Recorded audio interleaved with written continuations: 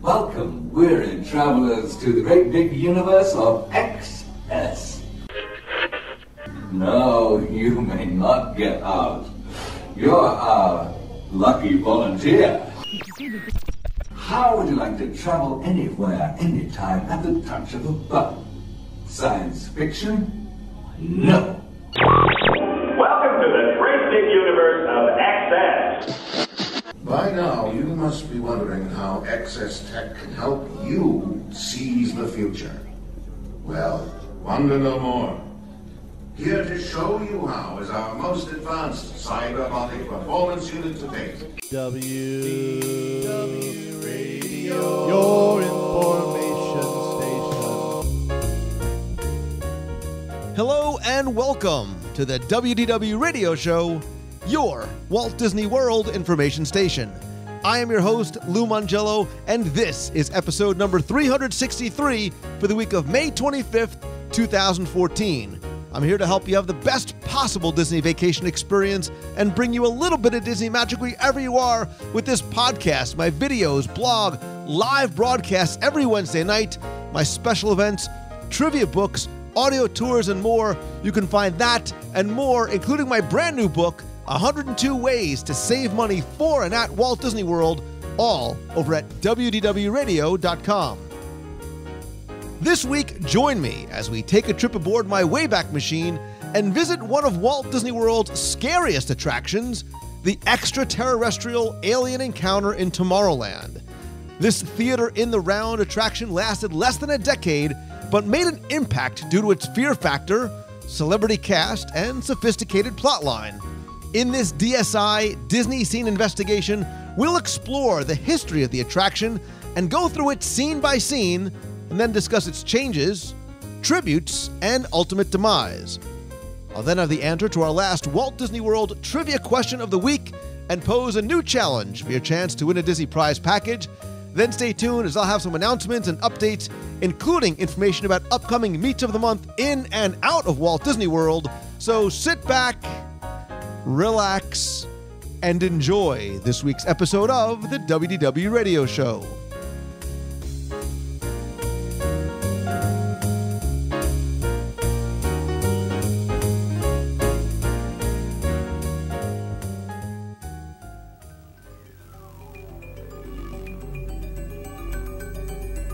My dear friends, you just witnessed a small sample of the awesome power of XS teleportation. But wait, there's much more. Imagine if the trip were not merely the width of this room.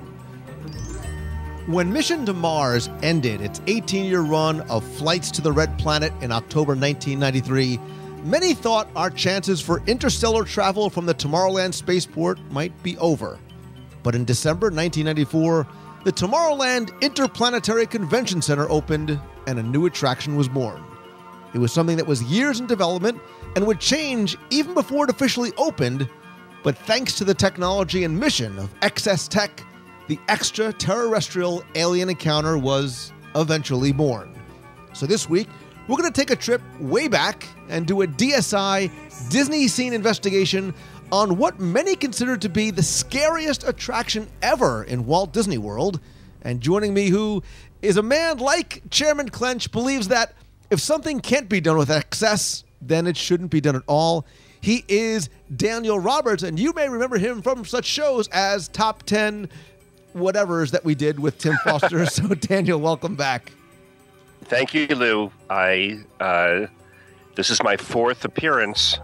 And last time I compared myself, I was the Joan Rivers to Johnny Carson, but I think I'm moving up. I could be a Leno.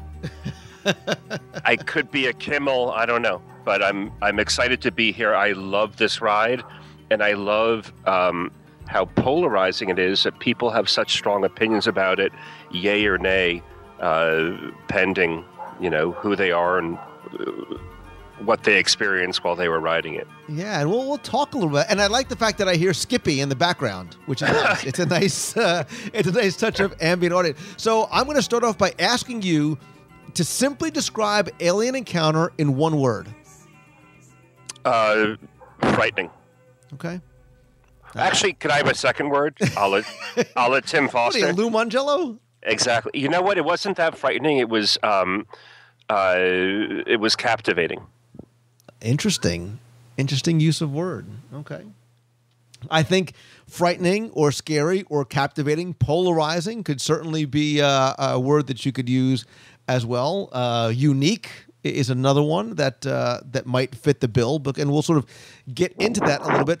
But let's sort of go back a little bit and talk about the genesis of the attraction, because this really, the idea for what was going to replace Mission to Mars really goes back to like 1987, and obviously before that, because when they did the opening day press conference for Star Tours in January '87, George Lucas and then CEO Michael Eisner talked about the plans to replace Mission to Mars and Tomorrowland with a, as then yet unspecified, science fiction based attraction. Right, Mission to Mars was certainly starting to show its dating, as Flight to the Moon did and Mission to Mars did pretty much the day that it opened. And according to rumor and legend, Disney originally wanted that, futuristic attraction to be based on a movie franchise, which was one that was not owned by Disney, and it was Alien, like the Sigourney Weaver, Nostromo, the thing that you talk about, something that was scary and freaked people out. And I'm making the hand coming out of my belly motion. That's like that's the universal symbol for Alien. Yeah, Lou, stop that. Stop doing that. It's weird. Wasn't the ride originally supposed to be called Nostromo? It was, which was the reference to the spacecraft from the film, right. Which, remember that film had come out in 1979-ish or so. But the thing that was interesting about that, Daniel, was, that you talk about an attraction that was potentially frightening. I mean, that was a scary, scary monster. And they were going to sort of tie it not necessarily directly into the franchise, but I think part of the reason why maybe it was scrapped was, one, that it might have been too scary. It was an R-rated film, which went very much against what Disney was having in their theme park, certainly in the Magic Kingdom. Like, that was the thing. It didn't seem like something that would fit in the Magic Kingdom. And I'm sure there was probably issues in terms of rights and licensing and things like that. So Disney's like, fine, you know what? We'll just get Nostromo out of there and we'll make our own monster and add him to the Excess Tech backstory. Yeah. And then, but you see the alien in the Great Big Movie Ride too, don't you? You do. And even there, and I know as a parent, like, my kids got freaked out by the alien. They're like, oh, it's so cute. And there's munchkins and the other munchkins, not just the one sitting next to them. But there's the munchkins and there's, Footlight Parade. And then this alien comes out of the ceiling and out of the wall. That's a scary, it is not a cute and cuddly kind of alien by any stretch of the imagination. No, and not at all. And the two were, the two rides, the alien encounter and the movie ride, coincided at the same time, did they not? The opening of the Great Big Movie Ride and Alien Encounter. In other words, there were two aliens on property at the same time. Yes, right. So the Great Movie Ride obviously opened in 1989, but the Tomorrowland Alien Encounter opened up in 1994. So yes, the alien did, would have actually had to run back and forth between Tomorrowland and... So the alien would have won the half marathon and the marathon pretty handily. But the thing that was interesting about this project was something that Disney was starting to do, which was they were bringing in outside talent. And you hear the name George Lucas to work on a project, you're like, well, this is obviously going to be solid gold. And he created... he sort of helped to work on this original storyline of this Excess Tech open house and getting humans to be able to see this alien monster. And there was a whole sort of different storyline in terms of this alien being sort of an intelligent life form and wanting to escape its captors and free the guests who were actually captives as well. And they were going to blow up the chamber and things like that. And it actually was a little bit more grim and foreboding, and even sort of the storyline was a little bit darker than even the eventual attraction ended up being. Absolutely. The first time I saw it was in September of '95. So it was after Michael Eisner had deemed the ride a little too tame, and he decided to juice it up. Yeah, so that was really the interesting thing about this. And as I was saying at the introduction, the ride changed not just during its concept and development, but even after it opened. So it opened for soft previews in late December, around December 16th, 1994, but it closed like 3 weeks later because, again, this is according to legend, Michael Eisner said it was not intense enough. So he has this feeling like, hey, and I think that the thought process at that time, Daniel, was that Disney needed to get a little edgy, right? They needed to sort of attract that, 14 to 29-year-old or whatever that demographic is that they were looking for, with something that was going to be a little bit scary, a little bit edgy, and something that to me, the thing about this was it almost felt like sometimes it didn't fit into, the whimsy and the fantasy and the fairy tales of Magic Kingdom. And I think what happened too is, from a guest perspective, they were going in and maybe didn't realize ahead of time how scary the attraction was going to be, because the pre-show really didn't give you an idea of just how scary it was going to be. And eventually they put a warning outside saying, look, it's intense. And in fact, it's not even intended for kids under the age of 12, which, and I think you said it's polarizing. I think that is one of the reasons why people who, especially who are Disney nostalgics and Disney purists, felt, hey, the idea was, that what Walt wanted. He wanted parents and kids to be able to ride together. And this is the place of fantasy. And this is the park specifically geared towards kids. Now you are specifically excluding kids, not by height for safety reasons, but hey, it is going to be too scary for kids under 12. Yeah, under 12, but my experience of riding the attraction was that there were many kids under 12 who were yelling, and it's impossible for me to say, but I think that half of them were yelling, squealing in delight, and half of them were really scared. Yeah, and I think it was a very, very intense attraction. And as we start to sort of go through it, we'll explain why for anybody who never actually saw it. But the thing, too, was it closed in January, doesn't reopen until June, right? About 6 months later, it opens up, and allegedly costs about $15 million to revise from what it was to what it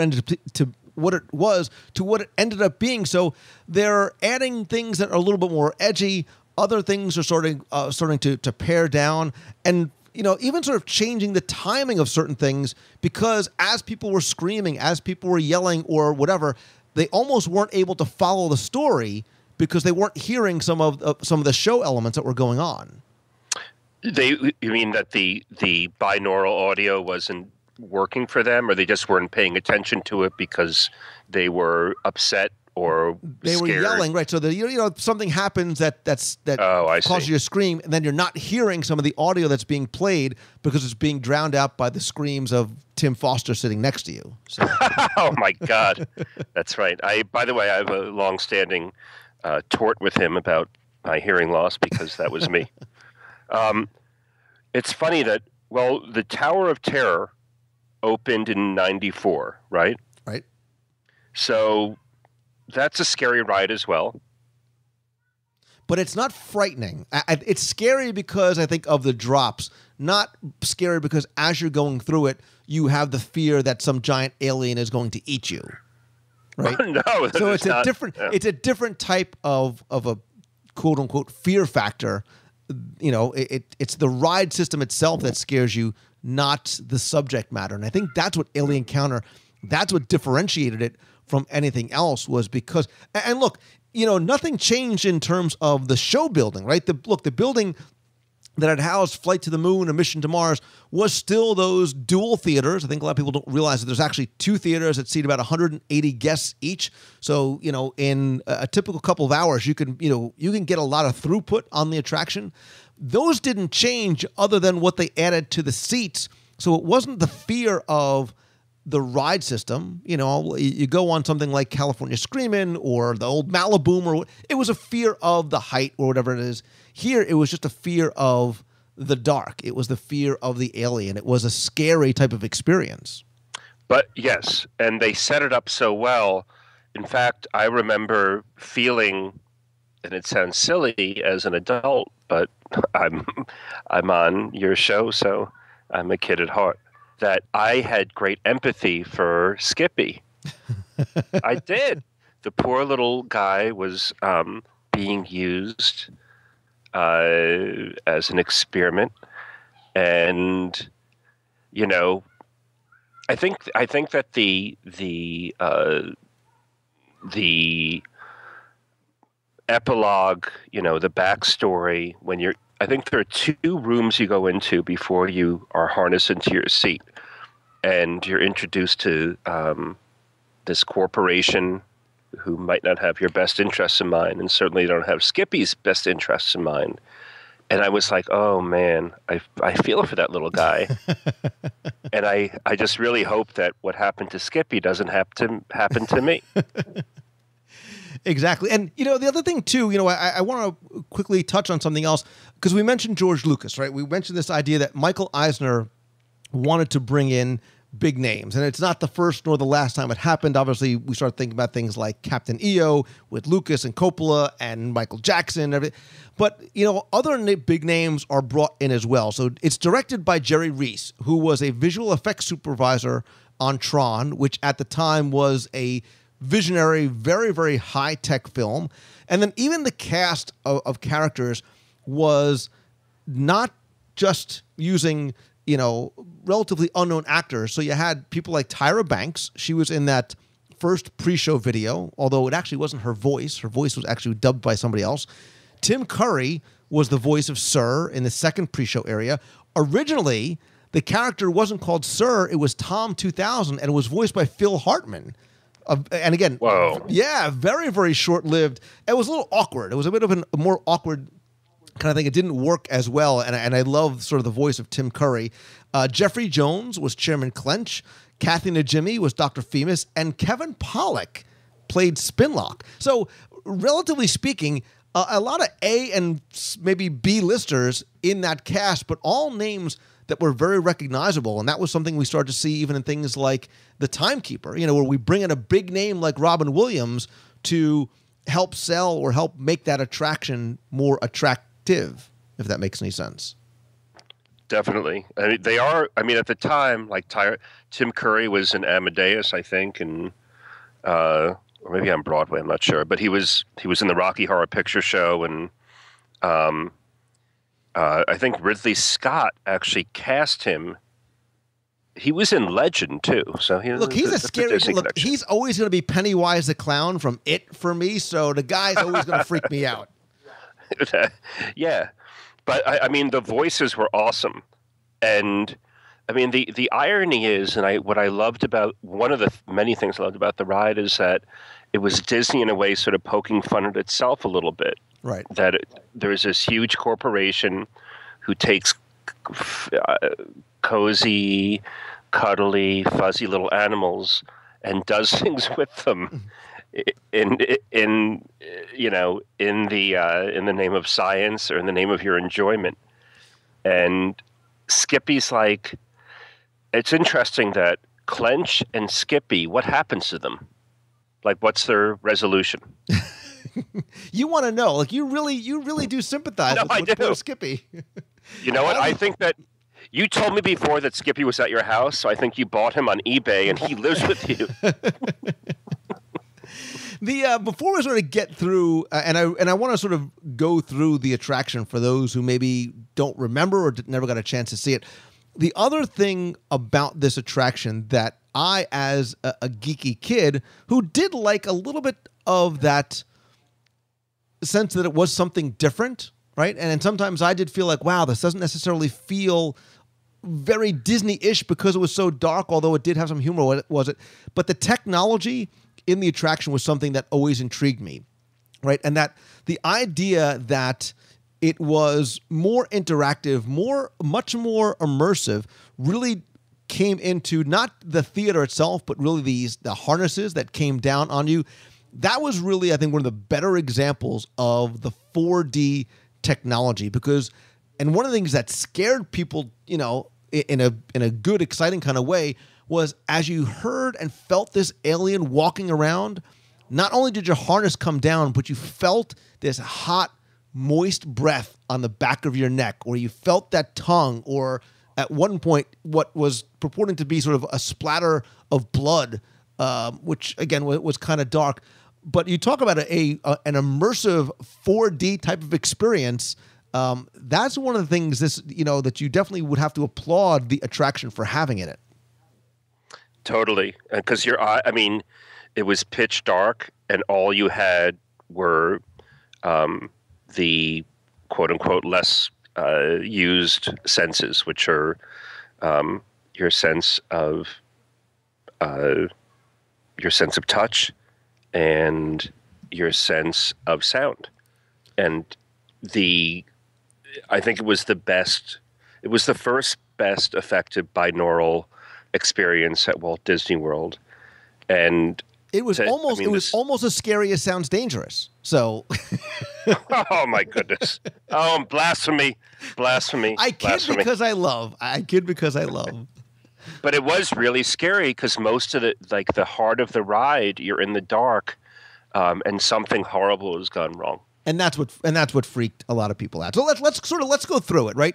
Because there was a lot of really cool things about it. So there was multiple pre-shows, as we said before.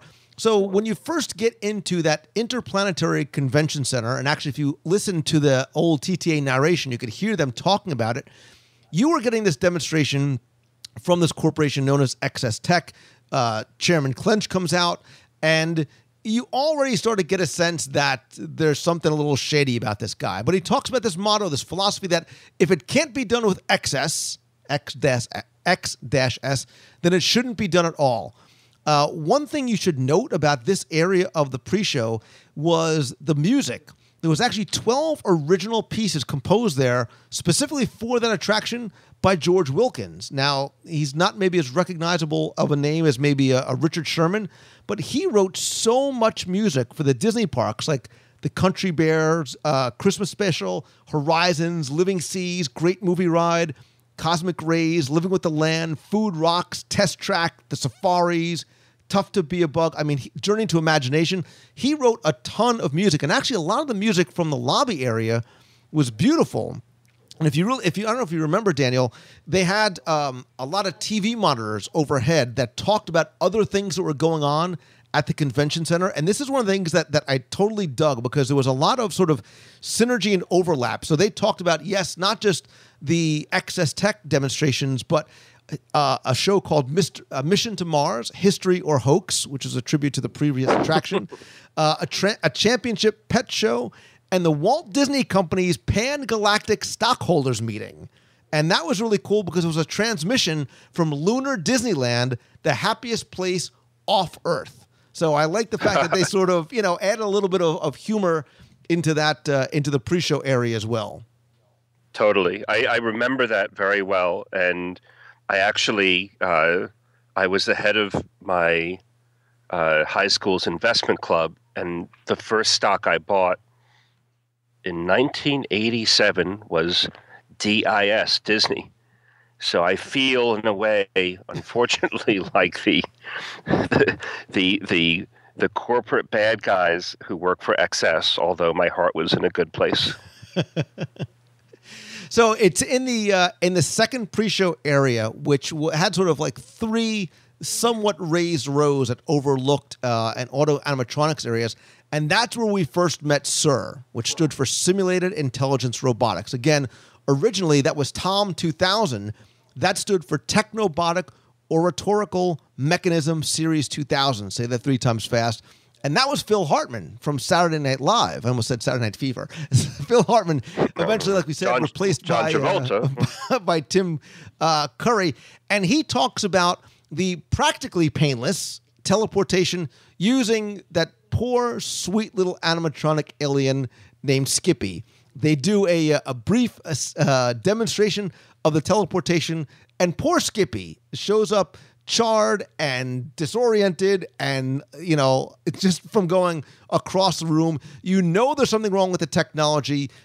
Something bad is definitely going to happen as things progress. Yeah, he goes from essentially being Lou Mangello to being Tim Bananas Foster. He's really confident. He's like, was that a decent Foster imitation? That was the worst Foster ever. Sorry. So you eventually go into one of the two theaters. And if you remember, the same way it is now for Stitch's Great Escape, it is that circular chamber with guests seated in, multiple rows that, increase by height, where you have these harnesses that come down, these sort of pneumatic harnesses that come down on you. This is where we first meet Spinlock, who's Kevin Pollak, and Dr. Femus, Kathy Najimy from Sister Act is the only thing I sort of remember her from. And they're supposed to initially have a single guest is going to be chosen to be teleported out of the chamber for a meeting with Chairman Clench. That's going to be the demonstration of the technology.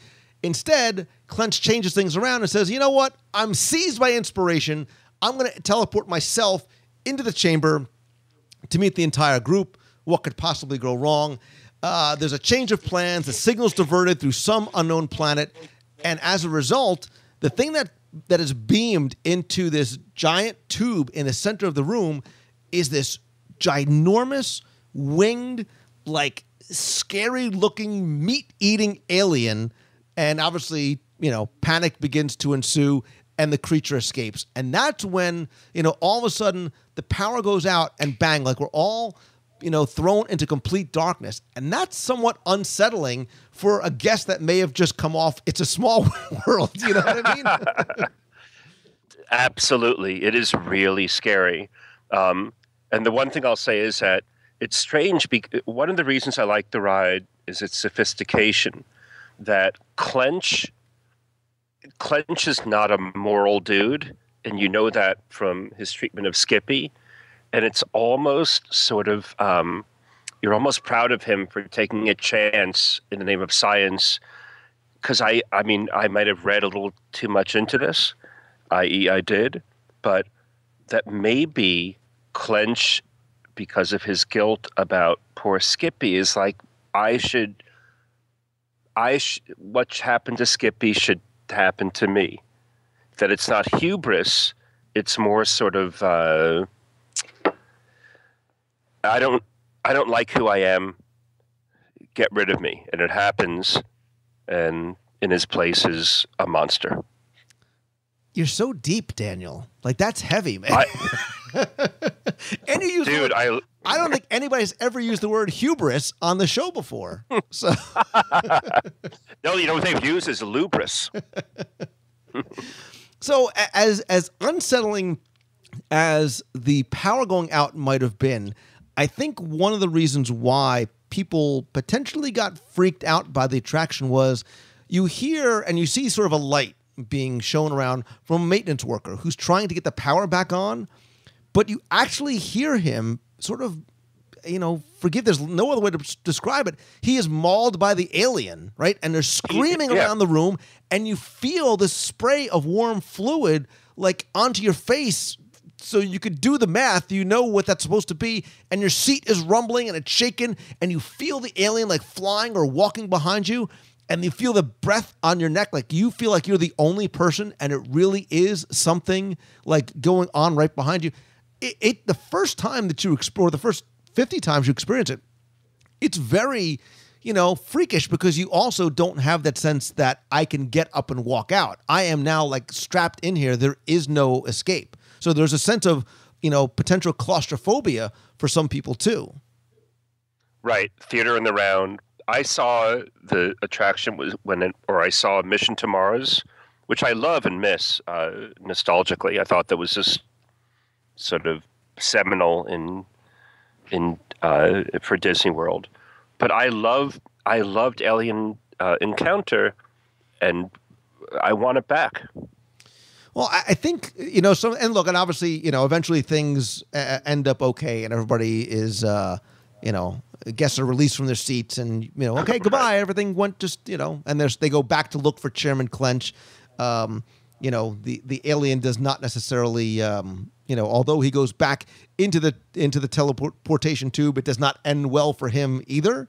But nobody seems to be too sad about how the alien ended his accidental trip to Earth.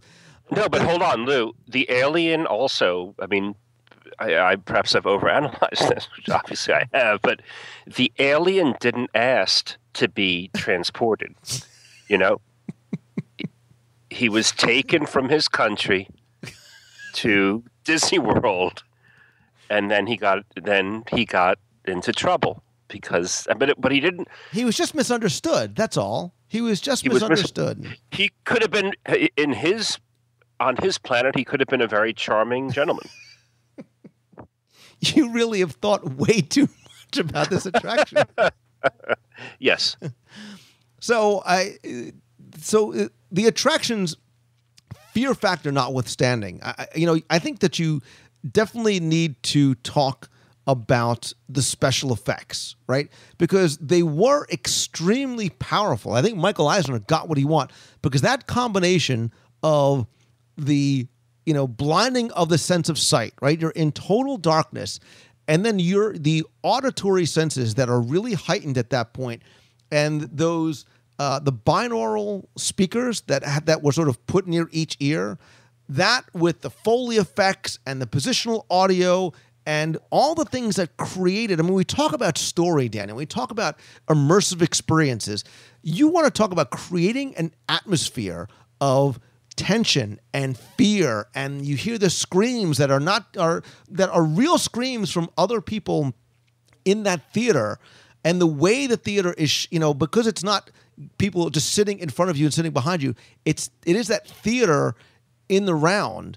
It's a very sort of powerful effect, and it doesn't carry over obviously as intensely in Stitch's Great Escape, but the size of the speakers and the way that they used it, and that early use of this 4D technology with the water sprinklers and the air blasters and the heaters and things like that to give all those different effects, direct physical and more ambient. You kind of got the sense sometimes like that I'm the one guy in the theater that the alien is behind, and he is literally licking the back of my ear. Totally true. And I can't believe you used the S word during this podcast. What'd I say? Which is, you said Stitch. And I got to tell you something, that a friend of mine, I have never, partially at a protest, but I've never been on the subsequent ride, Stitch's Great Escape. But a friend of mine, Carolyn Adams, who's a young girl, was on it, and was instructed by her father, Richard, to pretend vomit to get off the ride because they were about to miss their reservation at Cinderella's castle. Well, and we'll talk about Stitch, because I think we should. And look, I think you need to go and experience Stitch's Great Escape more than one time, right? I think you need to be able to judge for yourself. And I say this all the time. There are things that I really like about Stitch's Great Escape in terms of the animatronics and the technology and the 4D. Do I think that the story could be a little stronger? Absolutely. But remember, too, Stitch's Great Escape, I'm sure, is somebody's favorite attraction. And I respect them for that. And just because it may not be my favorite attraction, it doesn't mean that other people won't like it as much. But I think, I felt that Alien Encounter was smart, right? It was smart. And I think that, sort of going to your point, it was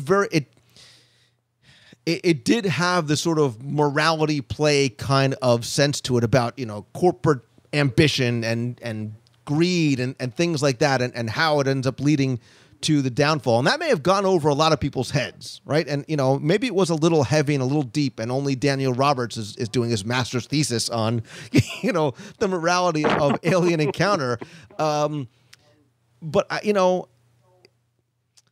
I think that's maybe what started to lead to its demise, right? There probably was not, if you weren't scared or you were not freaked out about it, or you did it liked sort of this tale that was being told there, it was not, there was never like a huge line for it, right? I think there are some people who probably were not only disliked it, but probably were, and I mean this, like they were shocked because they did not know what to expect, right? So if you do bring, a kid in there not knowing like, oh, alien encounter, this is Disney World, how scary could it possibly be?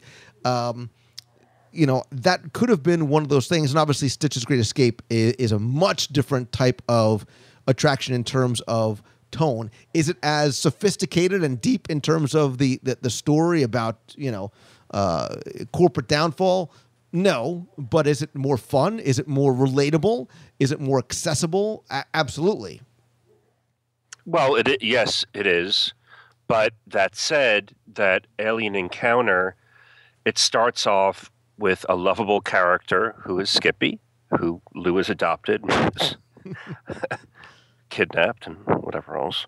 But it starts off with a lovable character who's being unfairly treated. And what's interesting and sort of brilliant is you expect that lightness to continue into the second showroom and then the ride, and it doesn't, because it's more about Clench and the alien.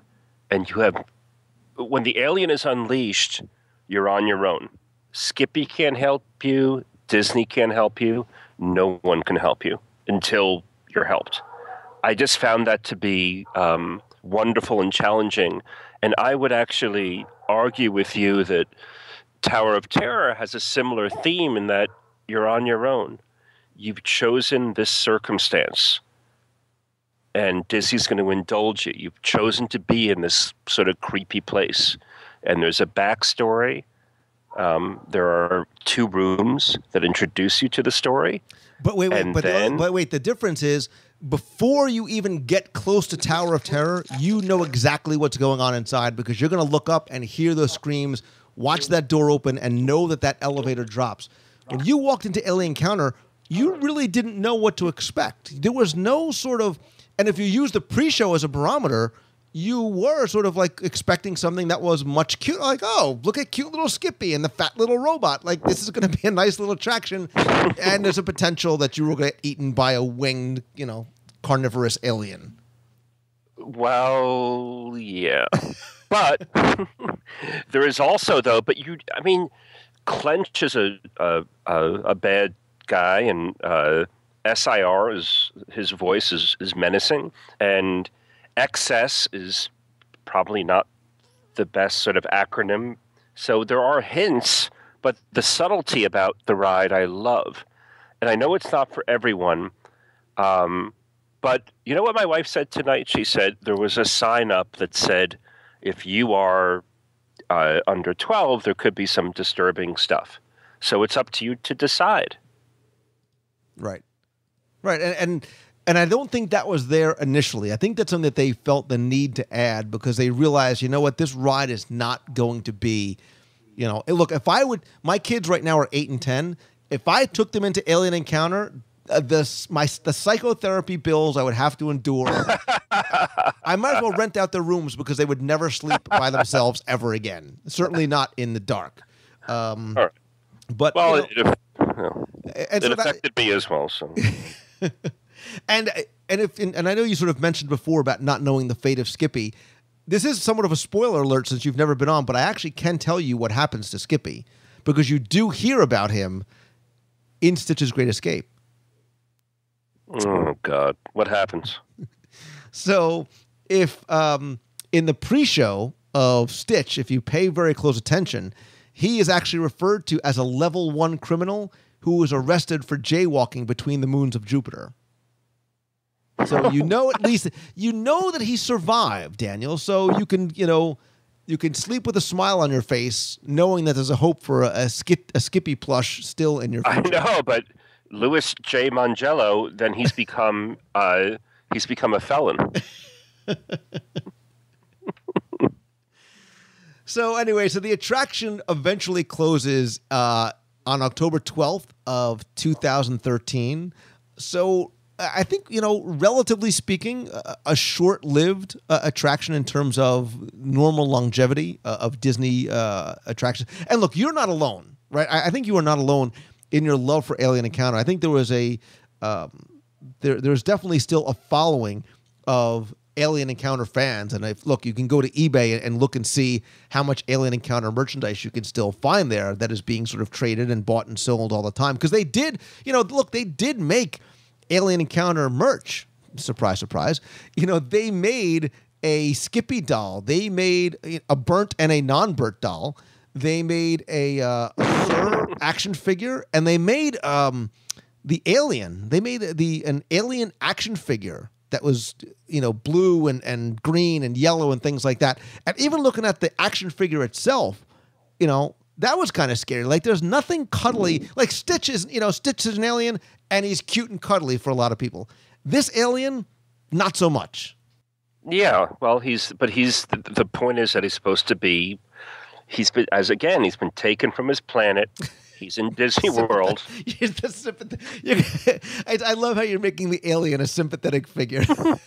but the alien also, like, we can't speak his language. We just know he's dangerous, and he potentially wants to eat us. Right. Right. Yeah. And then, I mean, I guess a question to be asked is this: would you rather have Alien Encounter back or Mission to Mars?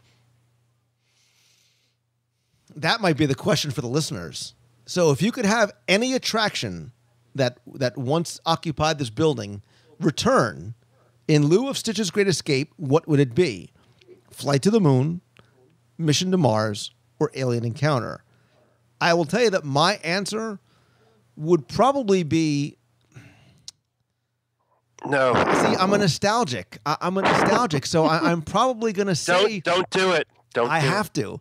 Because I think about Mission to Mars, and look, as a kid, man, I bought into that. Like, I remember the screens on the floor and the screens on the ceiling, the seats rumbling, and I really believed in my little tiny, miniature heart of hearts, like that this attraction was taking me somewhere else. And I remember the poor bird on that got caught, like those. So, and maybe it is more nostalgia than anything else, but I think those attractions are much more and I'm thinking about the average guest, mom, dad, and the 2.5 kids. Those attractions are much more accessible than Alien Encounter was. Is it 2.5 because the alien ate the other half, the third kid? You and your sympathetic. So did you know they were actually supposed to put an Alien Encounter in Disneyland as part of the Disney Decade? It was supposed to be part of this whole Tomorrowland 2055 project. It was going to be obviously in the same place that Mission to Mars used to be. Timekeeper was supposed to go over there as well, but after Disneyland Paris opened and they had to cut a lot of budgets, that whole Tomorrowland 2055 project was scrapped. But obviously, and I'm sure you know this because I'm sure you'd go and visit to pay homage and tribute to. Where else in Walt Disney World can you or could you once find references to the Alien Encounter, either currently or previously? Space Mountain. So at one point in the Space Mountain footage, the pre-show, right, the pre-ride, the TVs, they talked about references to XS Tech. Where else? Right. Oh, gosh. Let's see. Oh, so you, some super fan you are. All right. So come on. I got Space Mountain right. Over at Disney Quest, they have Invasion, an extraterrestrial alien encounter sort of attraction there, although it has nothing really to do with the Tomorrowland ride. They do sort of talk about that XS Tech mythology and philosophy and things like that. And speaking of short-lived attractions, Stitch's Supersonic Celebration, which ran from like May to June, like literally 6 weeks in 2009, they referenced XS Tech and Sir because they were sort of trying to create this entire Tomorrowland story.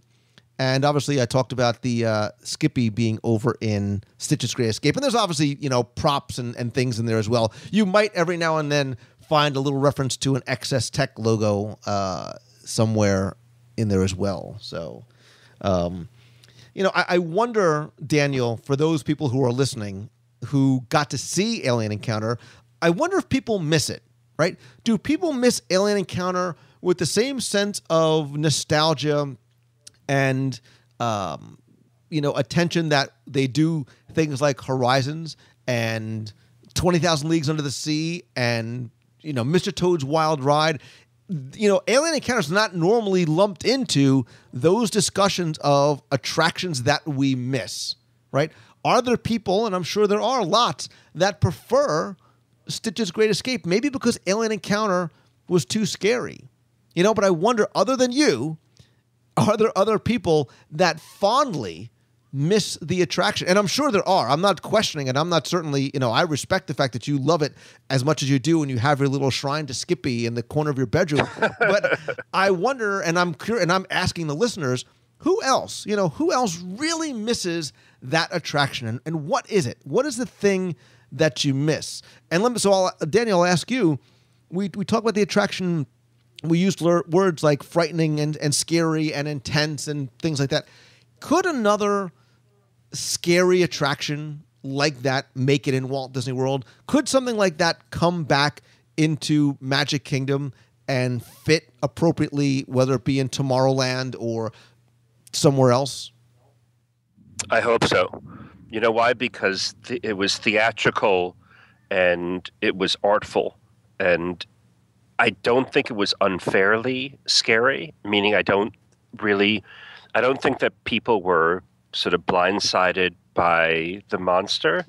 I think that it was wonderfully set up for a single amazing dramatic event, which is the monster escaping and all the special effects, the 4D. The monster was tamed. You leave, but when I saw it, when I was on the attraction, it was 1995, and I remember just hugging the girl I was with. It was like, we made it, we did it, it's awesome, and but it's great. It's there's an adrenaline high after that.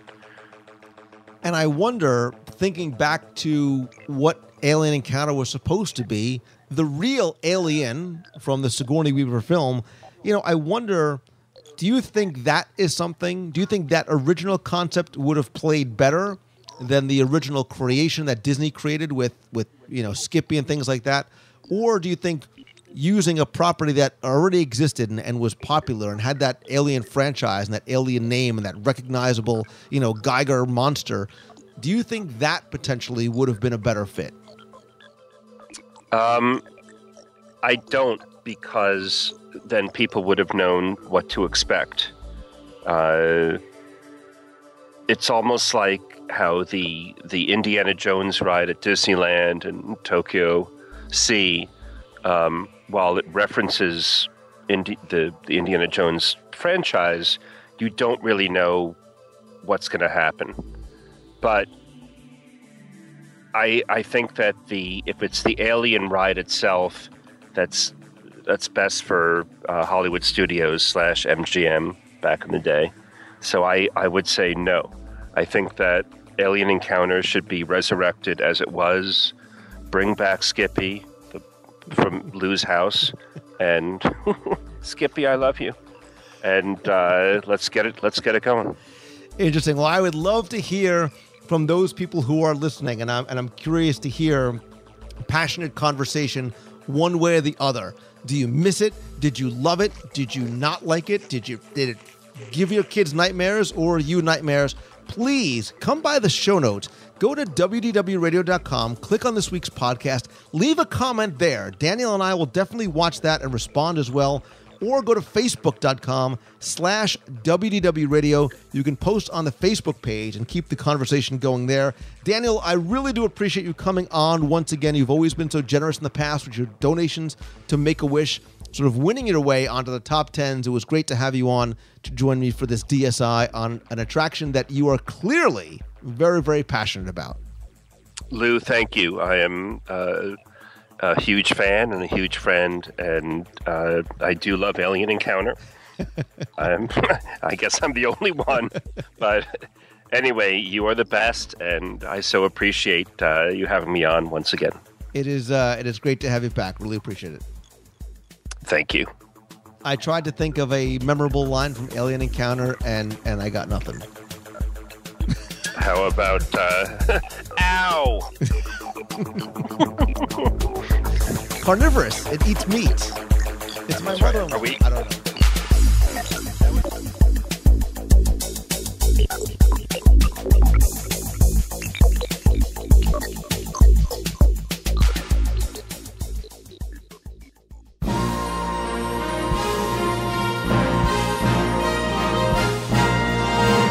It's time for our Walt Disney World Trivia Question of the Week, where I invite you to test your knowledge of Walt Disney World history, see how well you pay attention to the details in what you see and maybe even in what you hear, then enter for a chance to win a Disney prize package. Before we get to this week's question, let's go back, review last week's, and select our winner. So last week, I was talking to you about the universe of energy, and I said that when Ellen and Bill are in the helicopter, Ellen asks Bill for a certain very unusual item, which was what? That's great, Bill, but we still need a heck of a lot more energy. Where's it coming from? And do you have a curling iron? And as you can hear, the answer is curling iron. So again, congratulations to all of you who paid very close attention, got this one correct. You were all playing for copies of all 6 of my virtual audio walking tours of the Magic Kingdom, which you can find in iTunes or over at WDWRadio.com. A copy of my new book, 102 Ways to Save Money for and at Walt Disney World, and a signed copy of my Walt Disney World Trivia Book Volume 2. And last week's winner is Darren Vasquez. So Darren, send me your address. I'll get your package out to you right away. If you played last week and didn't win, that's okay, because here's your next opportunity to enter in this week's Walt Disney World Trivia Challenge.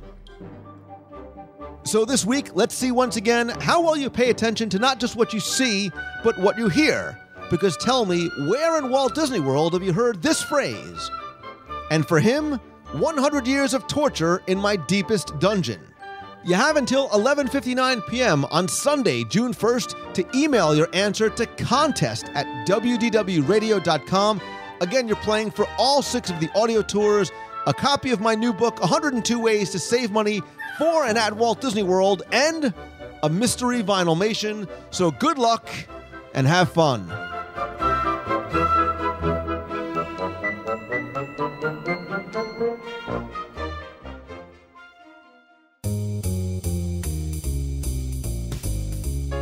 That's going to do it for this week's show. Thanks so much for taking the time and tuning in this and every week.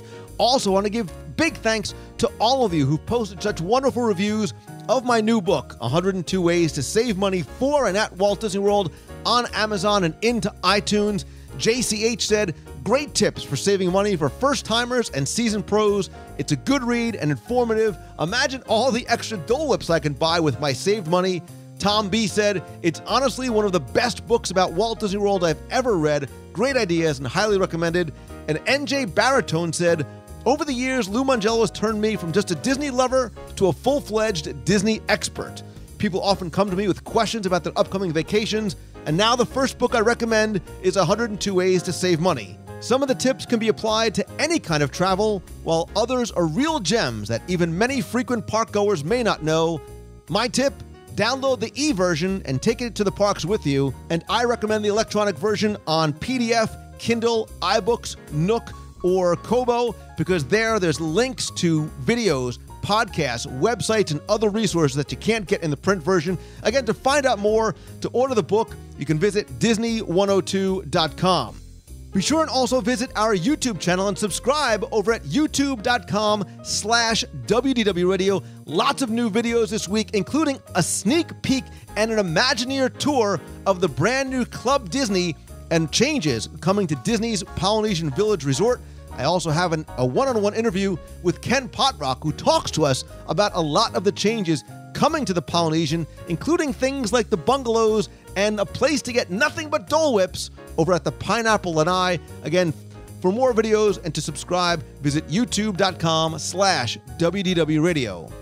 So don't forget that in addition to this podcast, which you can subscribe to over on iTunes, by visiting WDWRadio.com, you can check out our multiple daily blog posts by our team of incredible writers.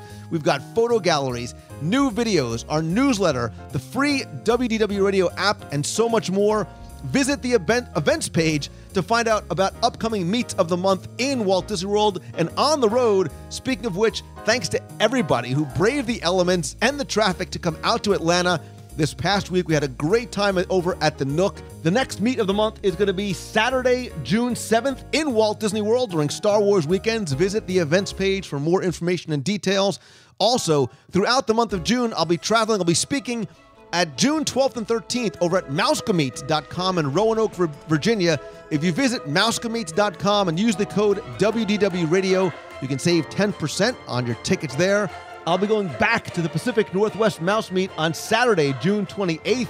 And then in August, don't forget about the WDW Radio Cruise on the Disney Dream and our pre-cruise Neverland and Sea event at the Atlantic Dance Hall. Tickets are available now. They are very, very limited and going fast. Going to have a lot of fun in the afternoon. Bring the whole family to the Neverland and Sea event. These and all the other events can be found right on the events page over at WDWRadio.com. Also, to find out other places that I'll be speaking, including conferences like Podcast Movement in August, and to book me to either speak at your conference, to your school, or to your business, you can visit LouMongello.com. Be sure and connect with me over on Twitter. I am at Lou Mongello, and Facebook.com/Lou Mongello is my personal profile. You can follow me there or visit the WDW Radio Facebook page. Discuss the show there over at Facebook.com/WDW Radio. If you have a question you want answered on the air, you can email me at lou@WDWRadio.com. And now there's two ways to be heard on the air to leave a voicemail. You can call 407-900-9391.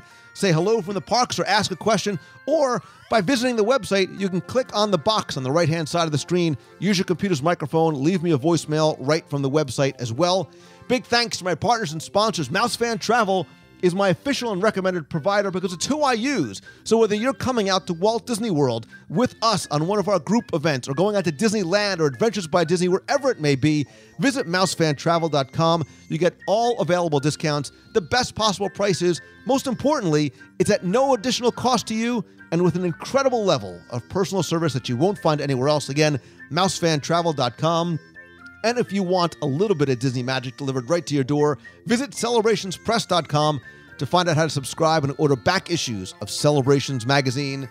And as always, my friends, and you are my friends, whether we have met yet or not, all I ask is that if you like the show, please help spread the word. Let others know about it. Tweet out that you're listening. Share it on Facebook or Twitter. And please rate and review the show over on iTunes. It is very, very helpful. Also, quick reminder, I am still in the process of selling and sharing because I want them to go to good homes. A lot of my Disney collection and Star Wars collection, a lot of Star Wars stuff coming up, especially with Star Wars weekends going on. Visit WDWRadio.com/eBay to find out this week's auctions. They usually begin and end on Sunday nights, and hopefully parts of my collection that have been sitting in boxes for years can go to a good home like yours. And finally, and most importantly, I want to say thank you once again to each and every one of you individually for taking the time to tune in each and every week and for sending me emails and coming to meets and tweeting at me and whatever it may be. I appreciate it so much because I am like you. I am a Disney fan at heart, and being able to share my love and passion for Disney with you in so many different ways means so very much to me, and I am so grateful. And I want you to do what you love each and every day as well. So just remember that you're never going to start anything if you say you're going to start tomorrow. Take your first step today. Take little steps, however small they may be, and you believe it or not, you'll get closer to your goal and doing what you love each and every day faster than you think. Thank you all so, so very much. So until next time, have a great week, everybody. See ya. Hey Lou, it's Chris Vanis calling. Just wanted to leave you a quick message and tell you what a wonderful job you continue to do in all your endeavors. And hopefully you'll get to Chicago by next year so we can finally meet and I can finally get my hug. Also hoping for a trip to Walt Disney World, hopefully in 2015. So we have a date for sushi, right? All right, you take care. Bye. Oh, Lou, this is Techie91. By the way, I turn 41 tomorrow. Yay! So, I want to hurry up and come back down there where I started. I was a cast member in 92 and 93 in the college program. And like I told you, I worked in Tomorrowland and also worked at Blizzard Beach. And I'm just dying to get back down there. Just as financial problems and the price of the tickets are a little bit steep right now. So if I get to come down there, I want to hang out. That'd be cool. But I just want to let you know about that. Thanks, man. Peace. Hello. It's me, Ashley. I just wanted to tell you that tomorrow's my birthday! Yay for me! I'll be turning the big 23, so please call me and tell me happy birthday. Bye. You've got a friend in